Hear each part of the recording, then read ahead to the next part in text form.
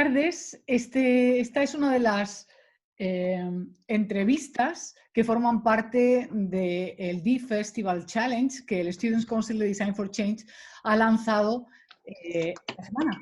Y vamos a entrevistar a Fernando Trujillo. Bueno, en realidad va a ser al revés. Va a ser Fernando Trujillo quien entreviste como lo de hacer las clases al revés. Esto va a ser una flipped interview y va a ser él el que entreviste a dos de los miembros del Students' Council, que os voy a presentar primero, porque Fernando es mucho más conocido. Fernando, me dejas que te presente el último.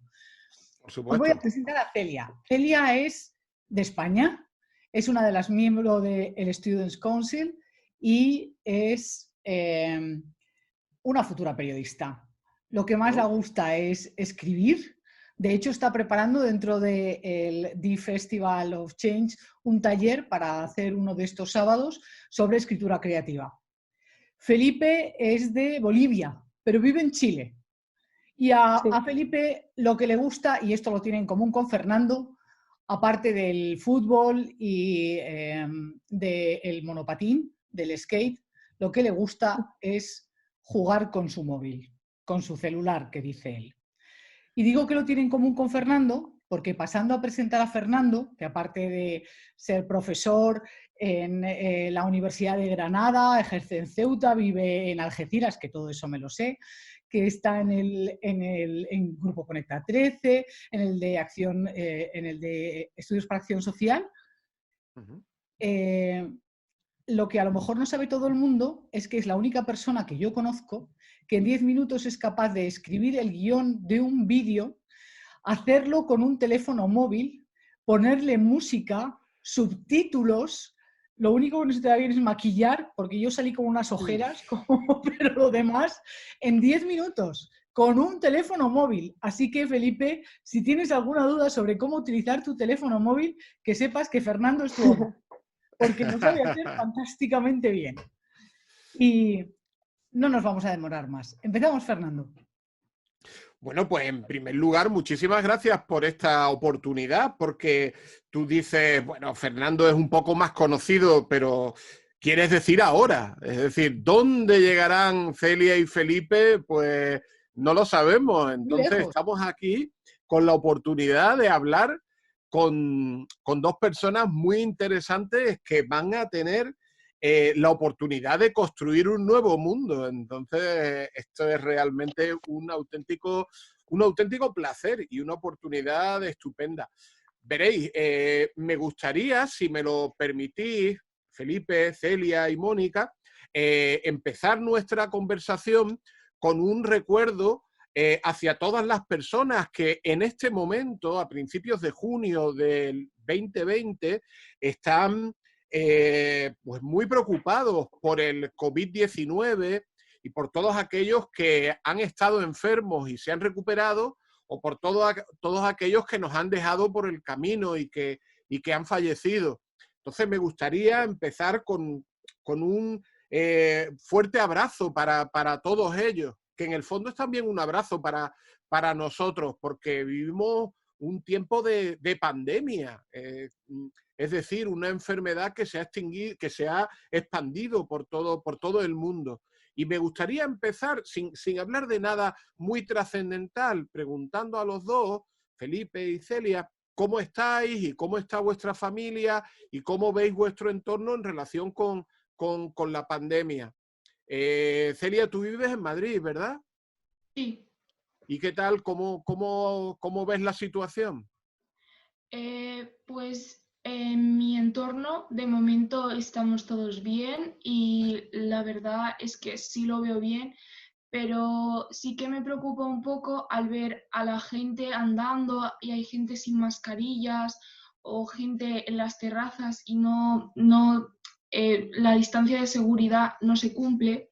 Y entonces eso me preocupa un poco porque sí que sé que hay que volver a la normalidad, pero hay que hacerlo con mucho cuidado, porque hemos estado casi 2 meses de confinamiento y tenemos que volver a la normalidad, pero con mucho cuidado. Entonces... realmente es increíble. Yo no sé si tú recuerdas, Celia, los primeros momentos de las noticias cuando allí en Wuhan, en China, aparecía la enfermedad y poco después entraron en confinamiento y muchos pensamos, qué cosa tan increíble, confinar a una población tan grande como España. Yo pensaba, son casi 40 millones de habitantes y están confinados sin salir de casa. ¡Qué horror! Y yo pensaba, si eso tuviera que ser en España, sería imposible, no podríamos hacerlo, porque ¿cómo se puede vivir confinado? Y poco tiempo después ahí estábamos. Y Felipe, ¿tú cómo lo ves desde tu perspectiva? En tu entorno, ¿qué estás sintiendo sobre la enfermedad? En mi casa, por suerte, todos estamos sanos, todos estamos Qué bien, bueno. pero siempre estamos pensando en la gente que, bueno, le está pasando muy mal, que no, lamentablemente no tiene que hacer en su casa y le está pasando mal. Pero también, por una parte, estamos intentando ayudar a esa gente Muy bien. con, no sé, comprar cosas para ellos y cosas así. Y también estamos felices porque hay mucha gente que se cuida, como, o sea, hay que cuidarse, pero por otra parte también hay mucha gente que no se cuida y no toma las precauciones necesarias, entonces eso también no nos tiene muy contentos a todos.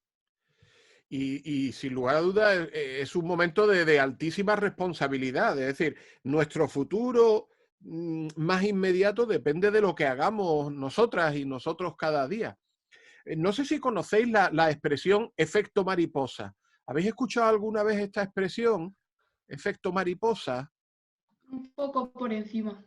Os la cuento muy sencillamente. La idea es que si una mariposa batiera sus alas en China, Sí. se podría acabar generando una enorme tormenta, quizás en Madrid.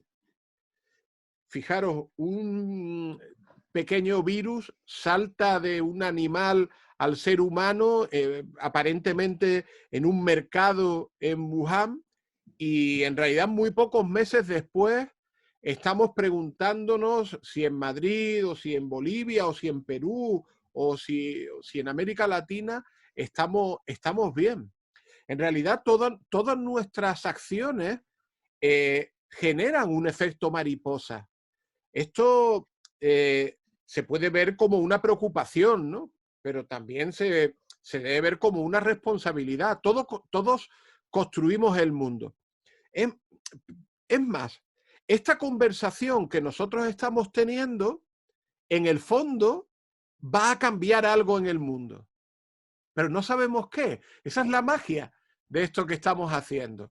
Esta conversación va a cambiar el mundo. No sabemos dónde ni para quién, pero va a cambiar algo en el mundo. Si yo os preguntara a vosotros ¿qué os gustaría que cambiara a partir de esta conversación? ¿Qué me diríais?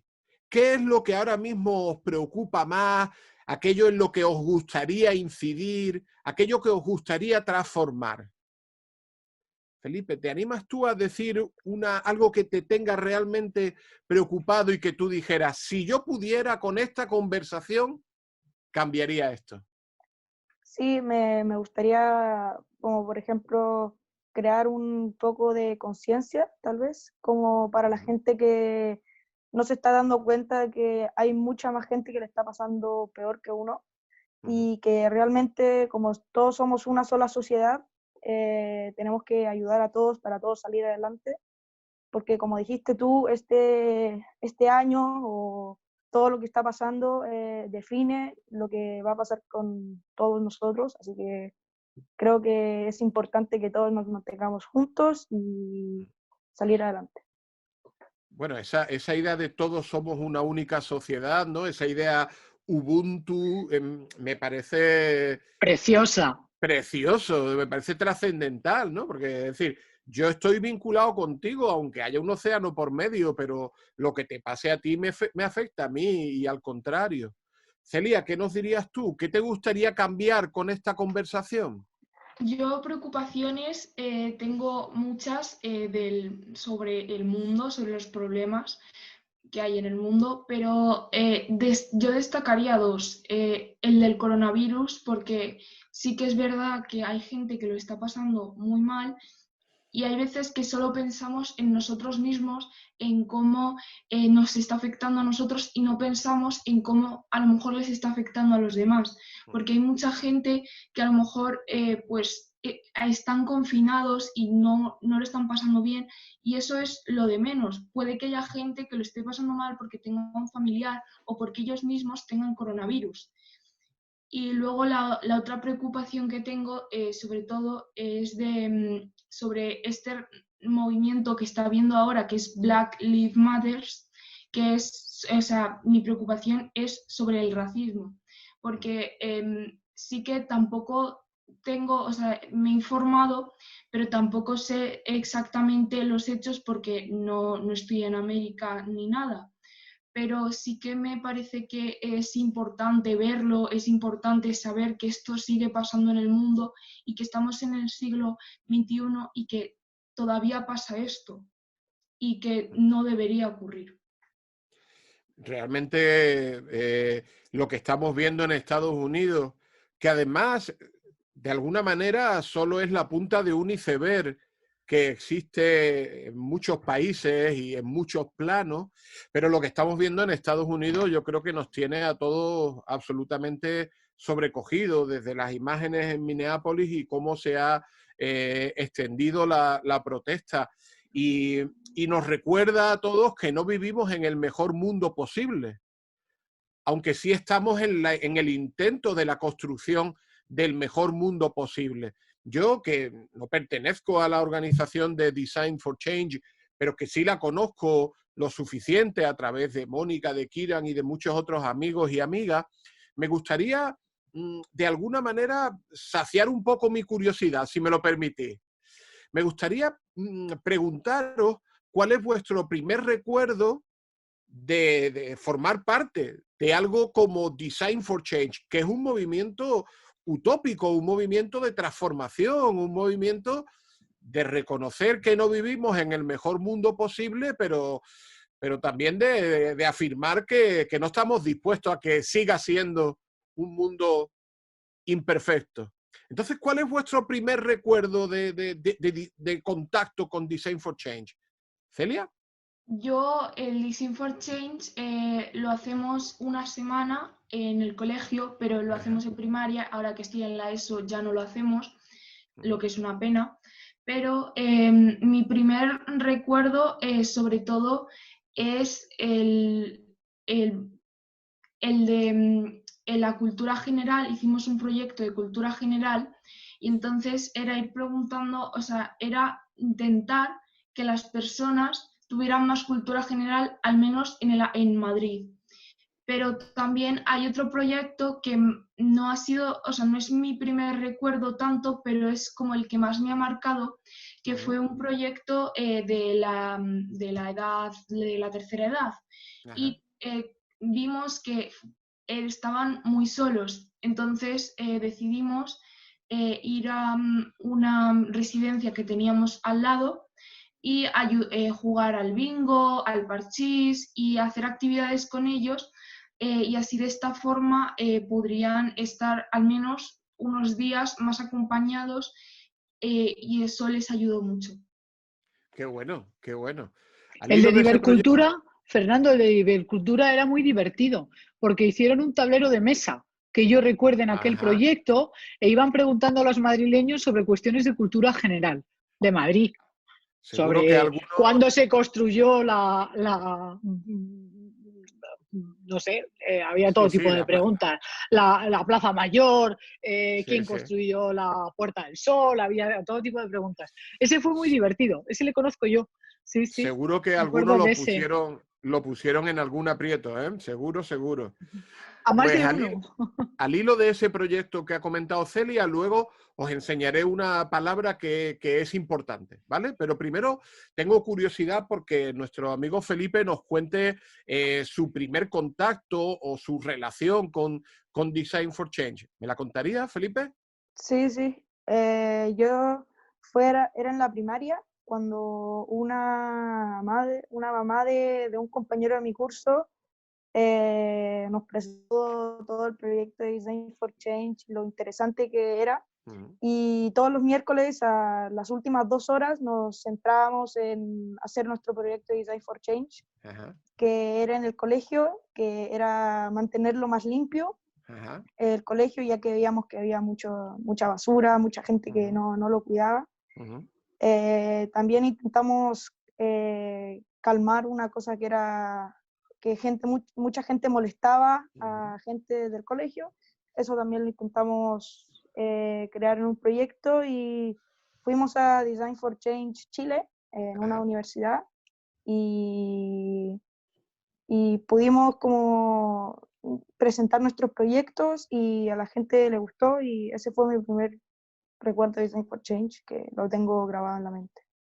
Oye, veréis, me gustaría enseñaros una palabra que para mí es una palabra importante. Yo me dedico pues a investigar, a escribir, y hay una palabra fundamental, que es la palabra interseccional. Es una palabra un poco feota, pero es importante porque lo que dice es muy sencillo. Lo que dice la palabra interseccional es que el sufrimiento o los problemas no se concentran solo en un grupo de personas, sino que afecta a personas muy diferentes y tenemos que ver cómo les afecta de manera diferente. Y entonces, por ejemplo, hemos hablado de sufrimiento provocado por el racismo, pero también hemos hablado de sufrimiento hablado por el edadismo, es decir, el rechazo a la persona mayor, y podemos hablar de sufrimiento causado por el machismo. Es decir, hay muchos sufrimientos que conviven con nosotros al mismo tiempo. Y hasta cierto punto, Design for Change lo que también está consiguiendo es que veamos muchos de esos aspectos de la realidad que podemos cambiar. Si yo os preguntara ¿qué habéis cambiado o qué ha cambiado desde que empezasteis a conocer Design for Change? ¿Qué me diríais? ¿Qué ha cambiado dentro de vosotros? Eso es lo primero, ¿eh? ¿Y qué ha cambiado en vuestro grupo de amigas o de amigos? ¿O qué ha cambiado en vuestro entorno? ¿Qué podríamos decir? Felipe, ¿tú qué te animas a decir? ¿Qué ha cambiado dentro de ti, en tus amigos o en tu entorno? Yo creo que en mi entorno Design for Change me cambió como la perspectiva de ver las cosas, de que muchas veces yo veía las cosas de una manera diferente o más simple, y Design for Change como que me enseñó a aprender un poco más de lo que veía, más que solo verlo. Y no sé, estoy agradecido de haber conocido Design for Change y de todo lo que me enseñó. Bueno, me parece una respuesta muy madura y muy interesante, Felipe, porque es verdad que la realidad es muy compleja, ¿verdad? Es decir, uno cree que ve las cosas con mucha claridad y solo hace falta girarse un poco para verle otra cara a la realidad y ver que los problemas suelen ser complejos y no simples, ¿no? Y Celia, ¿qué nos dirías tú? ¿Qué ha cambiado dentro de ti o en tu grupo de amigas y amigos o en tu entorno? A mí Design for Change sí que es verdad que me ha cambiado mucho, porque yo cuando era más pequeña, o sea, nunca pensaba que un niño podría hacer algo para cambiar algo que le parecía injusto. Yo siempre pensé que siempre era cosa de los adultos, pero gracias al Design for Change me he dado cuenta de que nosotros podemos cambiarlo y además de que lo estamos consiguiendo. Y además nosotros queremos, es que hay adultos que no son capaces de entender la importancia que tiene el Design for Change, porque es que nosotros no solo nos empoderamos como niños, además intentamos cambiar lo que nos parece injusto, y eso a mí me cambió mucho y me parece que me cambió totalmente. Bueno, pues me parece una respuesta también muy interesante para analizar. esa idea de empoderamiento y de justicia y de lucha contra la desigualdad. Pero, es decir, yo estoy muy de acuerdo contigo, Celia. Yo creo que uno puede cambiar cosas independientemente de la edad. Es decir, un niño muy pequeño puede hacer mucho por el mundo solo cambiando a sus padres.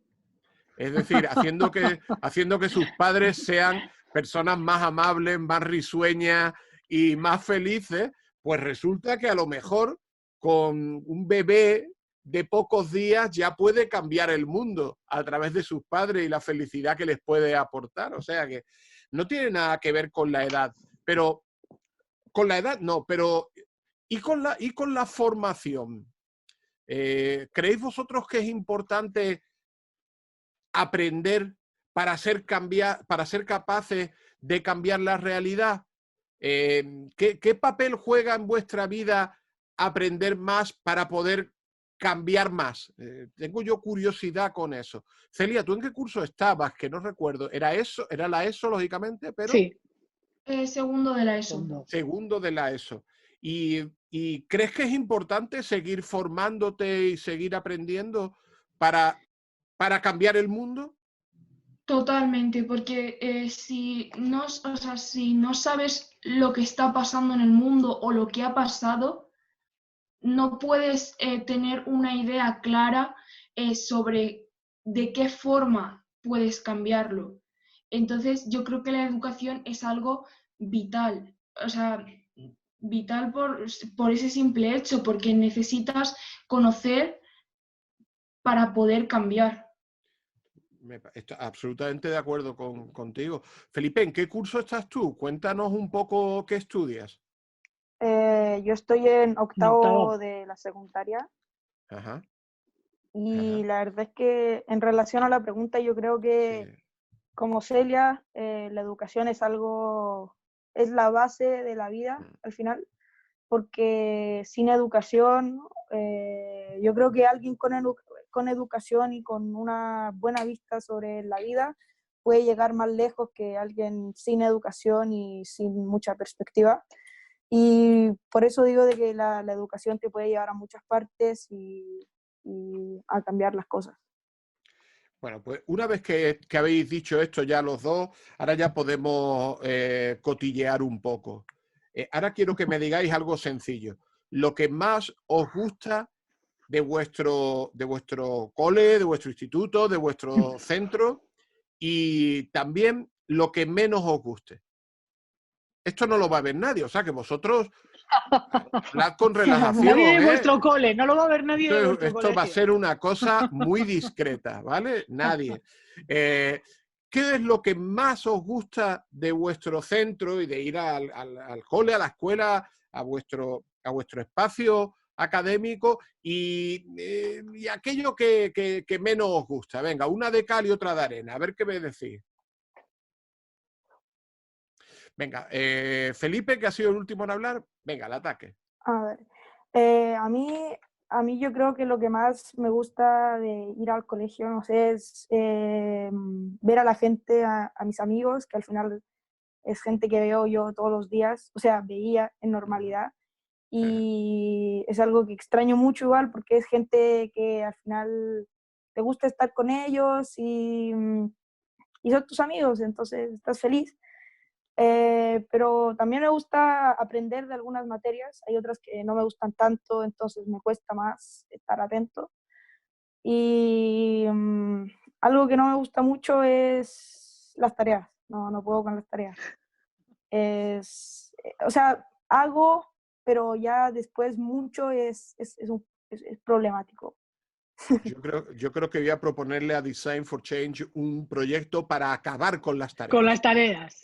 ¿Te parece sabía esto yo. bien, Felipe? Ibas a tener Sí. un auténtico compañero en esa idea, Sí, con sí, Fernando, lo vamos a hacer, que lo la vamos a hacer comparte juntos. totalmente. Lo vamos a hacer Sí. juntos, Felipe. Sí. Bueno, Celia, ¿y a ti qué es lo que más te gusta? Estoy convencido que también parte de lo que ha dicho Felipe, al menos, porque de las cosas más chulas de ir a la escuela o de ir al instituto es encontrarnos con nuestras amigas y nuestros amigos, ¿no? Pero ¿qué más, Celia? Cuéntanos. A ver, a mí desde que soy pequeña siempre me ha gustado ir al colegio, no solo por mis amigas, sino también por el hecho de que puedo, o sea, de que voy allí a aprender y que me encanta llenarme la mente de pensamientos nuevos, de un montón de cosas. Pero no solo eso, además en mi colegio eh, es un colegio innovador, ¿no? Entonces, me encantan las aulas porque tienen cristales, los suelos son de colores, luego hay una biblioteca o como la llamamos nosotros, es un meeting point, donde a veces vamos allí a hablar de inglés, y entonces luego también hay frases motivadoras, hay como historias de personas que nos pueden ayudar a ser mejores. Y entonces eso me gusta mucho porque nos hace como entender que nosotros podemos conseguir grandes cosas. Y luego lo que no me gusta es que cuando te tienes que aprender algo para un examen, siempre como que necesitas memorizártelo porque te preguntan tal cual de la teoría. Entonces, cuando memorizas no aprendes. Entonces, eso a mí no me gusta mucho. Bueno, pero me parece muy bien ese equilibrio de que vayas a un colegio innovador memorístico, que esto es muy interesante. Bueno, pero me interesa esto que has dicho, Celia, porque me gustaría plantearos algo, veréis. Desde hace ya un buen número de años hemos llegado a un acuerdo muy sencillo. La educación no acaba cuando uno, pues, no sé, sale de la universidad, por ejemplo, sino que la educación hoy es algo permanente y que dura tanto como dura la vida de cada uno. Aprendemos a lo largo de toda la vida. Yo ahora estoy aprendiendo francés, porque hace mucho tiempo que no hablo francés y me gustaría pues perfeccionar mi francés. Y a lo mejor dentro de un mes empiezo a trabajar con algo de informática, de programación o con, vete tú a saber, porque hoy aprendemos en el siglo XXI a lo largo de toda la vida. A veces porque lo necesitamos, te enfrentas a un reto y tienes que aprender algo, o a veces por puro placer, porque como decía Celia, pues también da placer llenar tu mente de cosas. Veréis, en esa idea de que uno aprende para crecer y para desarrollarse y lo hace a lo largo de toda la vida, ¿qué se podría decir que es lo que os ha enseñado la escuela? Si pudiéramos sintetizar en una o dos frases, la escuela a mí me ha enseñado.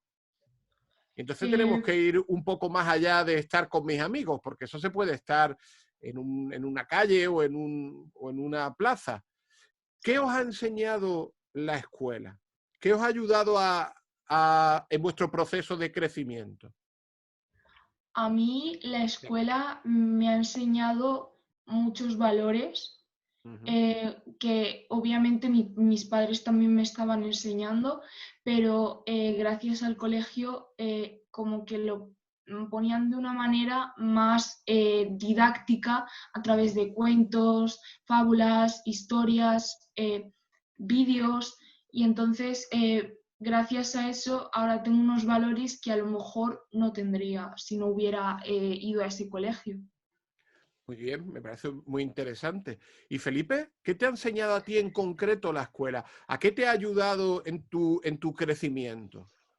Yo creo que a mí en concreto el colegio me enseñó a un valor que es la empatía, que claro, cuando uno es más pequeño no lo tiene muy enfrente porque, bueno, dices es pequeño, le dices algo a alguien y bueno, te da lo mismo, pero ya después que vas creciendo un poco, o por lo menos yo me he dado cuenta de los efectos consecuentes que podría tener ese algo o ese algo que le dices a alguien.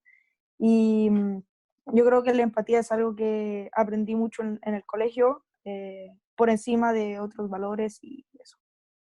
Bueno, me parece una respuesta también interesantísima.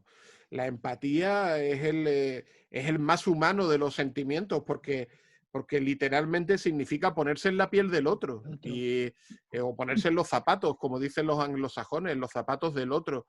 Y eso es absolutamente necesario para convivir. Entonces me parece muy interesante.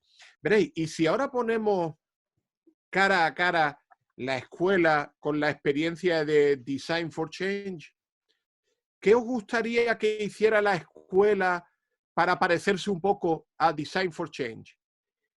O al revés, ¿qué puede hacer Design for Change para aprender de la escuela? Es decir, ¿cómo unimos las dos cosas? ¿Se te ocurre a ti algo, Felipe? ¿Qué puede aprender tu colegio de Design for Change? ¿Qué te gustaría, qué cambios te gustaría hacer en tu cole para que se parezca a Design for Change? Yo creo que algo que me gustaría hacer es de que hay muchos profes que se centran mucho, hay otros que claramente no, se centran mucho en solo el trabajo y todo eso, y termina siendo después un poco más difícil de aprender con ellos, porque al final es todo lo mismo, y me gustaría como que, no sé, que aprendan, por ejemplo, a cambiar un poco el aire de vez en cuando, que no sea solo tarea, podría ser un trabajo oral o, no sé, un trabajo como hacemos en Design for Change, que por ejemplo estamos haciendo ahora, que es hablar con otra gente, que yo no conocía, por ejemplo, a Fernando, y en el colegio no se hacía mucho eso con algunos profesores, con otros sí, y me gustaría que pase más seguido eso. Bueno, me parece una primera aportación interesante. ¿Qué aportas tú, Celia? ¿Qué le dirías tú a la ministra de Educación en España para que los coles se parezcan más a Design for Change? Pues yo también con el tema de los trabajos, porque sí que es verdad que hay algunos trabajos que no puedes, o sea, son muy repetitivos porque siempre son lo mismo. Entonces, yo sí que le diría al colegio que a lo mejor se podría educar mejor haciendo una dinámica como el Design for Change, y de esta forma se podría sacar no solo un beneficio para nosotros al haber aprendido esos conceptos, sino también a lo mejor un beneficio para otras personas con ese producto final que sacaríamos de ese trabajo. Bueno, me parece muy interesante. Veréis, solo tengo una pregunta más para los dos. Mónica levanta el dedo como las niñas Es que buenas así no te interrumpo, así no en te el cole. interrumpo. Fernando, ¿qué le dirías tú a la ministra de Educación española y a los ministros de Educación de todos los países para que los colegios y las escuelas se parecieran más a Design for Change? Hombre, yo lo tengo clarísimo, que te llamen a ti o que llamen a Kiran y que hablen con vosotras Esa es un la respuesta rato. fácil. Mira, yo creo que Felipe y Celia lo han dicho muy bien, porque en realidad, ¿qué nos están diciendo? Pues que la actividad escolar o la actividad académica, pues tiene Es que tener aburrida. sentido, tiene que tener sentido, y si no tiene sentido se convierte en automática, en repetitiva, y al ser automática y repetitiva genera aburrimiento. Entonces la actividad escolar o académica tiene que tener sentido en sí misma. Entonces, tiene que conducir a algo. Y lo mejor para que conduzca a algo es que conduzca a una transformación positiva de la realidad. Es decir, que nos lleve a tener más bienestar, a comprendernos mejor, a tener más salud, a convivir mejor, a todo lo que ellos han estado diciendo. Y nosotros tenemos en la escuela muchas actividades que parece que son un fin en sí mismas. Pero esto no es razonable y además pedagógicamente no tiene sentido, porque ninguna actividad tiene fin en sí mismo. Es decir, esto que nosotros estamos haciendo tiene un fin en sí mismo. Es decir, hablamos porque la cámara tenía ganas de grabarnos o porque hay un espacio en la web que tenemos que rellenar. No, hablamos por el disfrute de conocernos, como decía Felipe, y en la esperanza de que algo de lo que estamos diciendo cambie alguna realidad para quien nos pueda escuchar. Pues en la escuela muchas de nuestras actividades han perdido esa conexión con el sentido de la vida. Y eso es un poco no lo que le diría yo a la ministra, porque la ministra lo sabe, y lo saben todos los ministros, y lo saben todos los docentes. Lo que tenemos es que mirarnos a la cara y decir, ¿y ahora cómo lo hacemos? Porque yo creo que esto que estoy diciendo es de sentido común. ¿No te parece, Mónica? Sin ninguna duda. Yo creo que ya lo saben y que lo único que tienen que hacer es ponerlo en marcha. Eso es. Plantearnos cómo lo vamos ¿Cómo lo vamos a hacer? ¿Cómo lo ¿Cómo lo vamos a adaptamos? hacer? Pues quizás para eso lo que hace falta es un poquito de Meraki.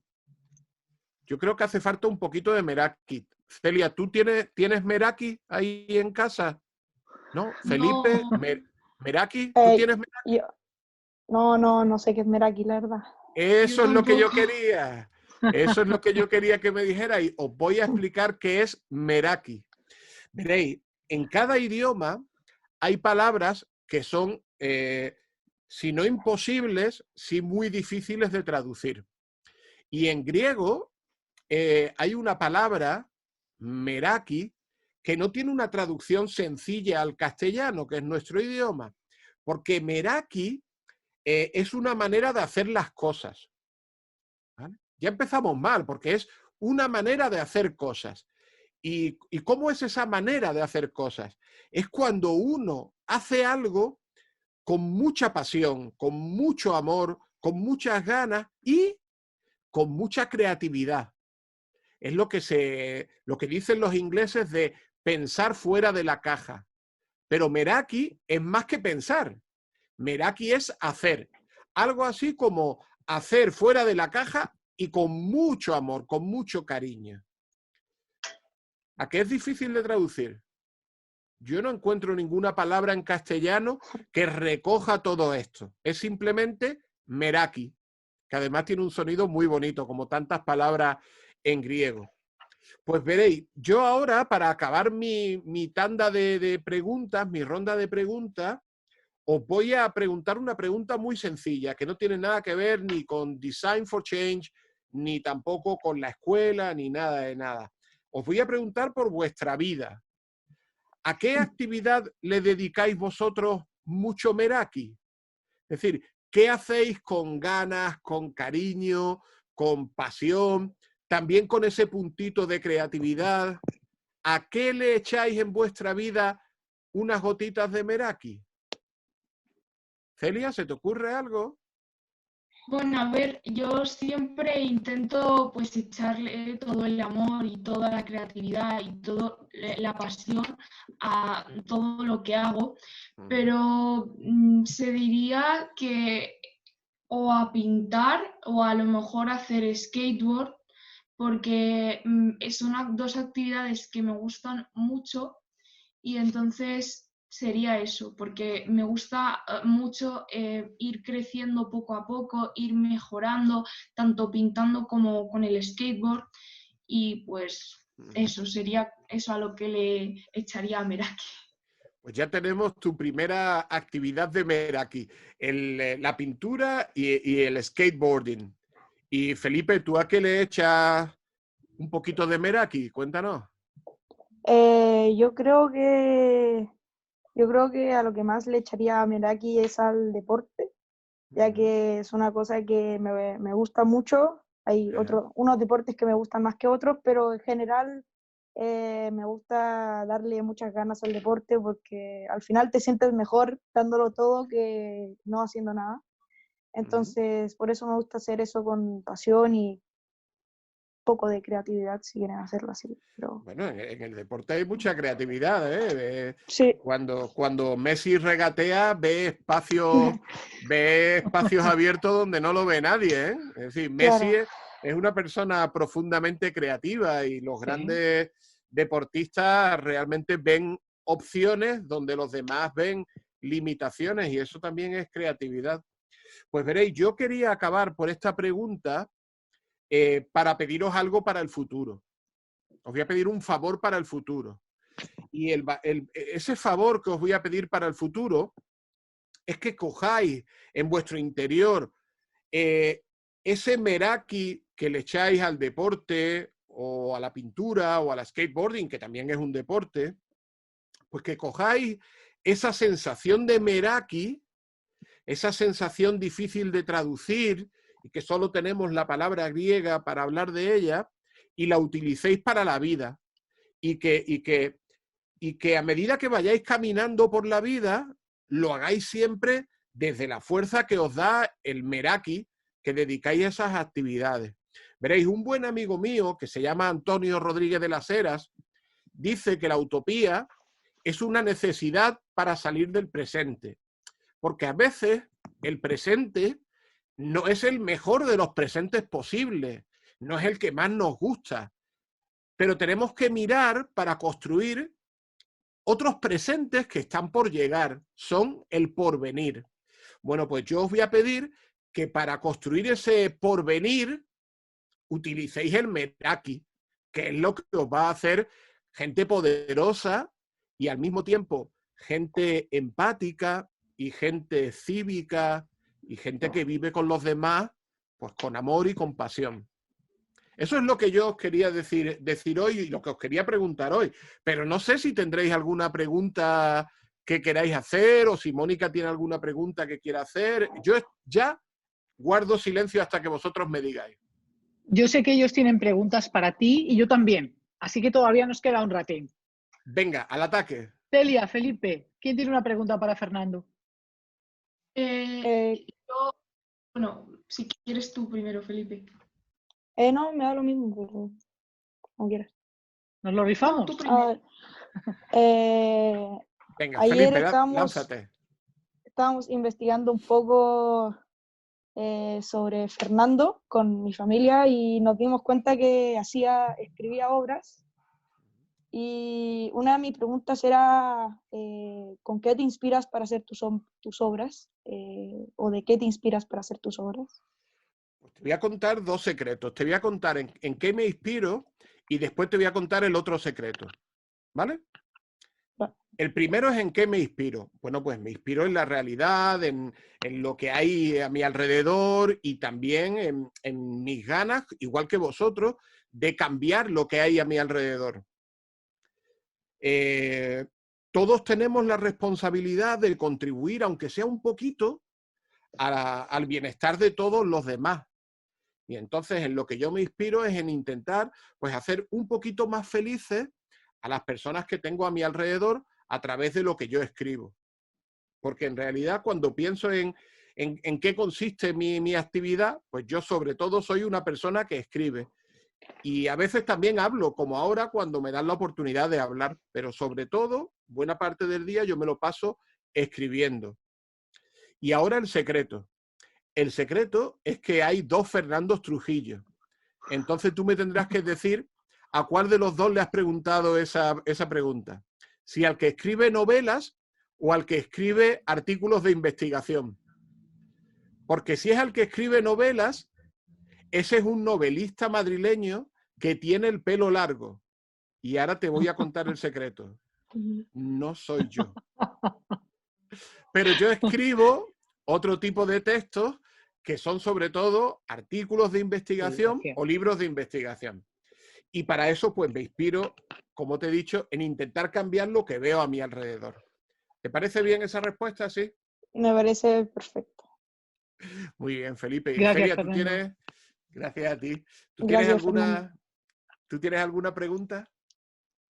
Sí, bueno, has hablado mucho de la educación y también he estado investigando y veo que muchos de los libros que tienes van sobre la educación o de tu biografía hablas mucho sobre la educación.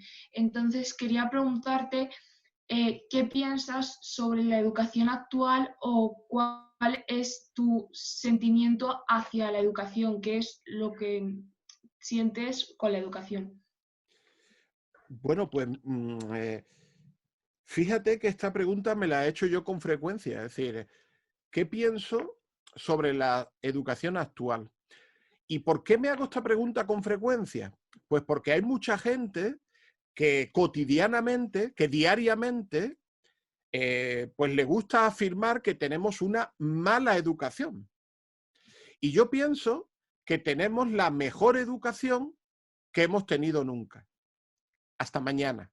Mañana tendremos una educación mejor todavía. pero la de mañana será peor que la de pasado mañana. Y así seguiremos. Es decir, hoy tenemos la mejor educación que hemos tenido en la historia.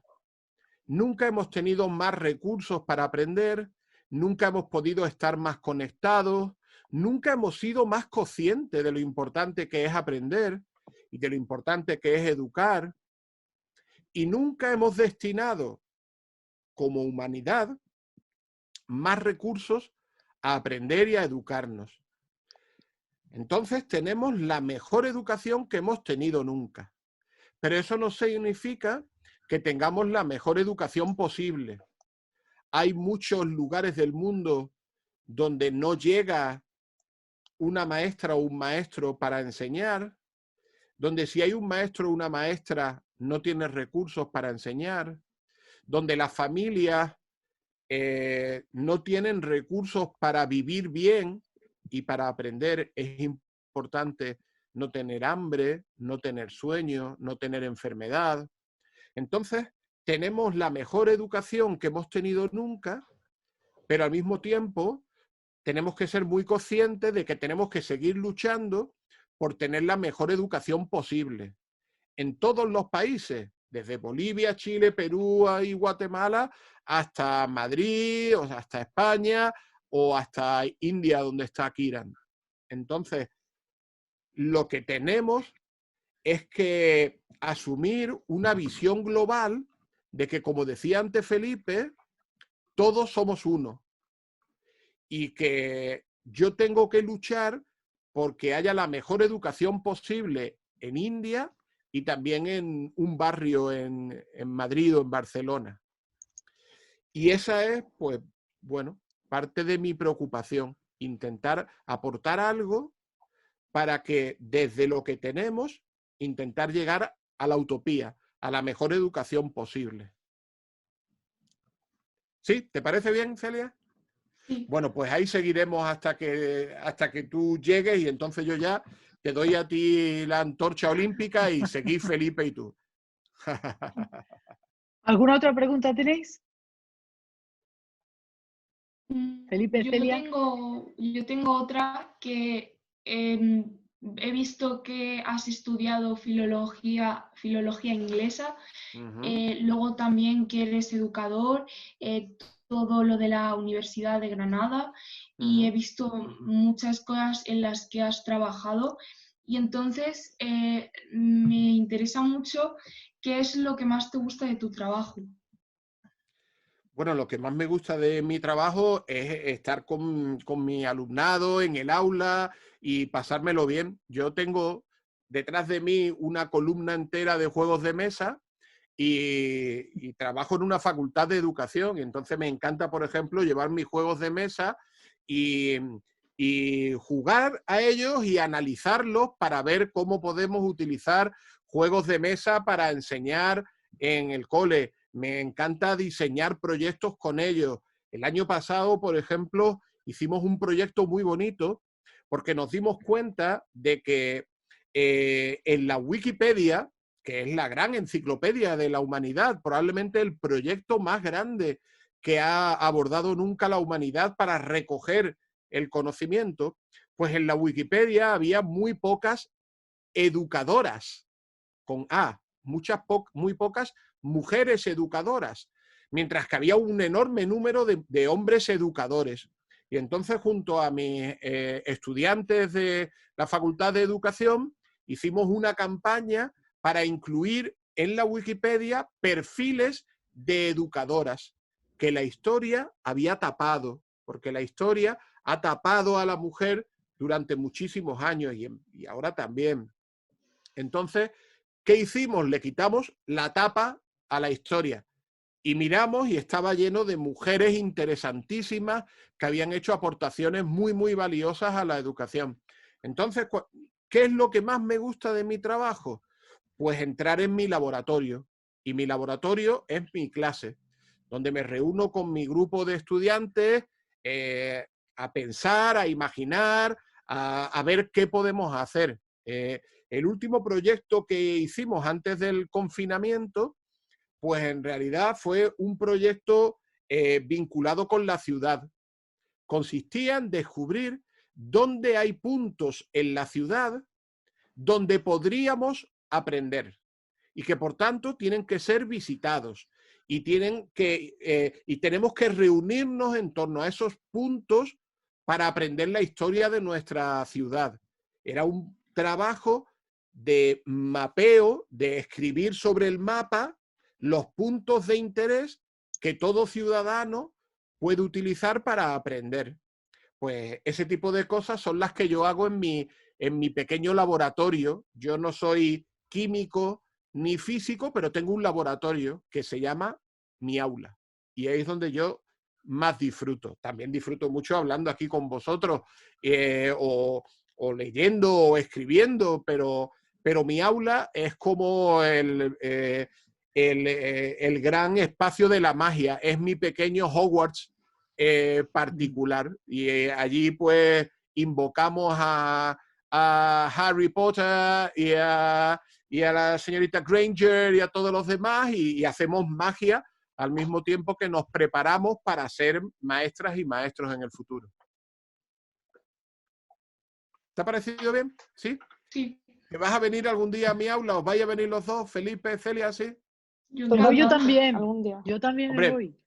Mónica siempre tiene las puertas abiertas y fácil, pero Sí. cualquier día tenemos que traer a Felipe y a Celia, aunque sea por Celia. videoconferencia. Sí, sí. Me parece. Felipe, ¿tú tienes alguna otra pregunta? Sí, tenía una pregunta más, que era Vamos allá. como, ¿qué te gusta transmitir como profesor o en tus clases todos los días que ibas por ejemplo, a la universidad? ¿Qué te gustaba transmitir a los alumnos o a la gente que está en la universidad? Bueno, fíjate que la imagen que tenemos de los profes de universidad es de gente muy seria, de gente pues, muy disciplinada y con una bata blanca, los profes pues de farmacia y tal. Bueno, yo no soy estrictamente así, aunque en este ratito de charla sí he estado muy serio. Pues yo, como bien sabe Mónica, tengo más bien un perfil bastante humorístico. Entonces, lo que me gusta transmitir cuando estoy en el aula es una simple palabra que se llama emoción. Enseñar no es una actividad técnica exclusivamente. Hacen falta técnicas para muchas cosas, para gestionar el tiempo, para gestionar los contenidos, para manejar el ordenador, la computadora, pero nuestro trabajo como educadoras y educadores, si es solo un trabajo técnico, no funciona bien. Tiene que ser un trabajo emocional. Y uno tiene casi que salir cansado de la clase porque utiliza mucho Meraki. ¿Vosotros sabéis lo que es el Meraki? Sí. Ahora sí. Vale, muy Ahora bien, sí. muy bien. Pues eso es. Ahora ya pues eso tenéis es. Meraki en casa. Los Eso dos. es. Pues yo cuando entro en clase, pues intento meter mucho, echar mucho Meraki y cargar de emoción. Entonces, bueno, pues mis clases me gusta pensar en ellas como una experiencia emocionante. Y si no son emocionantes, me empiezo a preocupar. Me gustó la respuesta. Me alegro. Aprobado. ¿Alguna pregunta más tenéis? No, esas eran mis dos preguntas. Claro. Yo tengo una pregunta para Fernando. Enlazando con lo Bueno, primero venga. que hablábamos, Fernando, Sí. ¿a ti esta pandemia te ha hecho Ujú. descubrir algo sobre la educación que haya cambiado tu concepto de educación anterior? ¿Te ha abierto Bueno, los ojos a algo?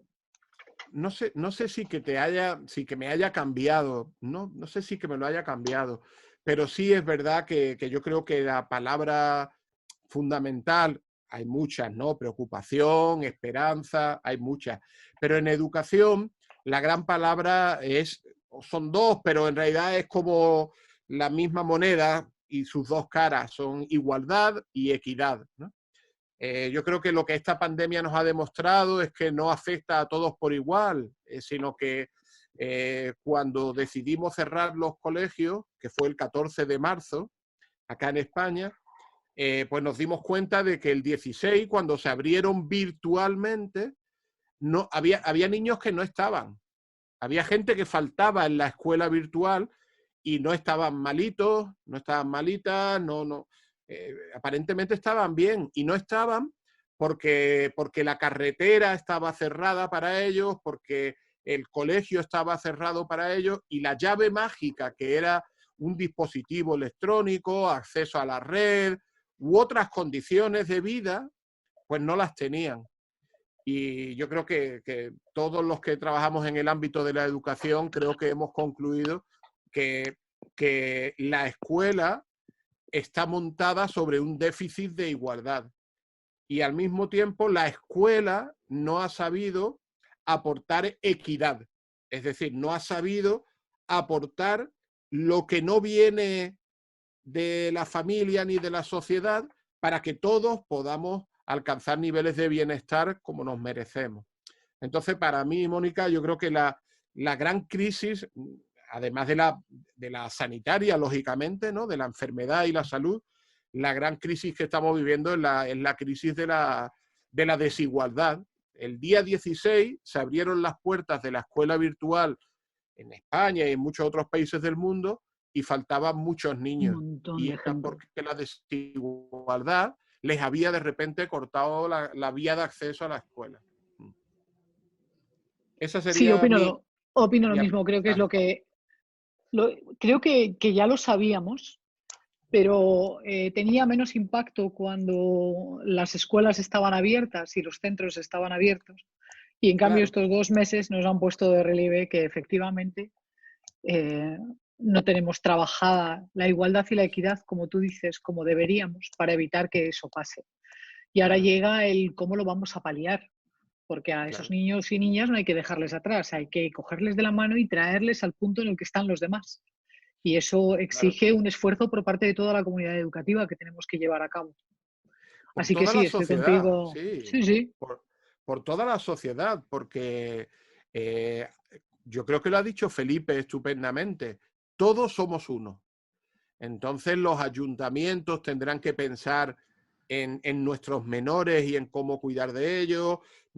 Toda la sociedad tiene ahora que focalizar su atención en quien más lo necesita, que son, por un lado, los enfermos, lógicamente, por otro lado, las personas mayores que tienen más riesgo de sufrir con la pandemia, por otro lado, las personas que se van a encontrar en una situación económica o laboral de mucha fragilidad o incluso directamente sin empleo, y el cuarto gran colectivo invisible que ha sufrido mucho en esta pandemia son muchos niños y niñas.